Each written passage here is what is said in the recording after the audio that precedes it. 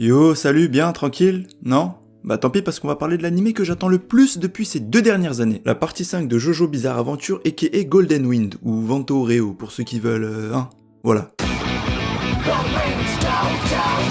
Bon, comme c'est un peu la première fois que j'en parle sur la chaîne, Jojo c'est quoi? Jojo Bizarre Adventure est un manga de Hirohiko Araki, absolument culte au Japon, qui dure depuis plus de 30 ans avec plus de 120 tomes divisés en 8 parties différentes. À chaque nouvelle partie, nous suivons un Jojo différent, avec de nouveaux personnages et de nouveaux méchants. En 2012, David Productions lance une adaptation animée depuis la partie 1, qui va grandement faire connaître le manga dans le monde. Aujourd'hui, 6 ans plus tard, c'est devenu une assez grosse référence, même si ça reste assez connu juste par les fans de manga aguerris. Après avoir lancé le remake de Captain Tsubasa au printemps dont j'ai déjà fait une vidéo, David Productions revient cet automne avec l'adaptation de la partie 5 qui est apparemment annoncée pour 39 épisodes, exactement comme la partie 4. Et donc pour cette fameuse partie 5, on part tout droit pour l'Italie. Ensuite Giorno Giovanna, fils illégitime de Dio Brando lui-même et d'une mère japonaise. Étant petit, il est inspiré par un homme faisant partie d'un gang de la ville de Néapolis. Après avoir fait une connaissance assez pesante avec Koichi, il continue à suivre ses traces jusqu'au jour où il croise la route de Bushi Arati, qui est membre du gang Passione. Il décide d'intégrer ce gang pour grimper les échelons de la mafia et devenir gangstar. Comme ça, il pourra stopper les trafics de drogue et les crimes qui infestent sa ville. Le gang de Giorno est composé de Bushi Arati, qui est le leader, Abakio, Mista, Naroncia et Fugo. Bon, il y a elle aussi, mais c'est pour plus tard. Au menu de cette partie, c'est donc ambiance mafieuse, monde de la pègre, règlement de compte et vendetta. Tout ça saupoudré de combats de stand ultra épiques et stratégiques, tout droit sorti de l'imagination infinie de l'auteur. On va pas oublier la tradition. Bon alors pour moi, de base, la partie 5, elle est au moins dans mes 3 parties préférées. Pour les japonais, c'est carrément leur préféré de tout le manga, donc c'est pour dire. Déjà, c'est sûr que c'est à cause de cette team, ce sextuor extraordinaire qu'on a pour cette partie. Non mais cette squad, elle a trop de flow, elle fait même de l'ombre à celle de Stardust Crusader. Parce que oui, dans la partie 5, l'aventure est quasiment permanente pendant toute l'histoire, donc elle ressemble beaucoup à l'épopée de la partie 3. Sauf qu'ici, au lieu de voyager à travers un continent, bah là on va se limiter à un seul pays, l'Italie, le pays aux voitures rouges et ses pizzas. Non, ça c'est un peu cliché par contre. La particularité de ces personnages par rapport à avant, c'est qu'ils ont tous un passé, c'est tous des voyous au grand cœur avec un destin tragique qui les réunit. Aussi dans Golden Wind, on ne verra pas vraiment les personnages des précédentes parties. Ok, on voit bien Jotaro et Koichi au début, mais ils servent juste à créer le lien avec la continuité et à expliquer pourquoi Giorno a un stand. Après on se concentre très vite que sur Giorno et son gang. Et surtout ce dont je voulais parler, c'est le style des personnages, parce que je trouve que c'est à la partie 5 que le style de l'auteur a énormément changé. Je sais pas si t'as remarqué, mais dans les précédentes parties, on était plus sur des personnages ultra stock de 2 mètres de haut. Et là, pour Vento Reo, on revient plus sur des personnages plus élégants, plus fins, plus soignés, plus bichonen. Alors le bichonen, c'est un terme pour désigner des personnages assez androgynes ou efféminés. Ils sont souvent grands et minces, pas très musclés, avec un visage fin et sans barbe. Tu sais, c'est sur ce genre de personnage que les fangirls se touchent. Sinon, pour revenir sur l'anime, David Productions aux commandes, j'en ai déjà parlé, c'est excellent sur tous les points. Niveau mise en scène, c'est encore plus époustouflant qu'avant. La partie 4 en soi, c'était déjà de l'art niveau réalisation et direction artistique. Mais là, avec cette partie 5, on transcende vraiment la limite du possible, même au niveau de l'animation. C'est quand même ouf la progression qu'ils ont faite depuis la partie 1. Parce que l'anime Jojo, ça n'a pas toujours été comme ça niveau animation. Quand je regarde les 2 premières parties, ça saute vraiment aux yeux que le studio avait de gros problèmes de budget, et donc ils étaient très restreints pour faire leurs épisodes. Mais comme on dit, quand on sait pas nager, faut au moins faire semblant. Et c'est ce qu'ils ont fait. Ils ont inventé tous ces stratagèmes de mise en scène comme les onomatopées, les changements de couleurs et ces bruitages pour pallier le manque de moyens. Et aujourd'hui encore, même après qu'ils aient explosé, il y a toujours cette recette, comme ces putains de regards, ces zooms et ce montage superposé ultra dynamique. Ils ont même ajouté ces sortes d'ombrage permanents un peu à la All Might dans My Hero Academia, ce qu'ils ne faisaient pas du tout avant. Du coup, ça se rapproche de plus en plus du manga d'origine, c'est encore 10 fois mieux. En fait, ils se sont appropriés le style si particulier de Araki alors qu'il a sûrement le style visuel le plus bizarre du monde du manga.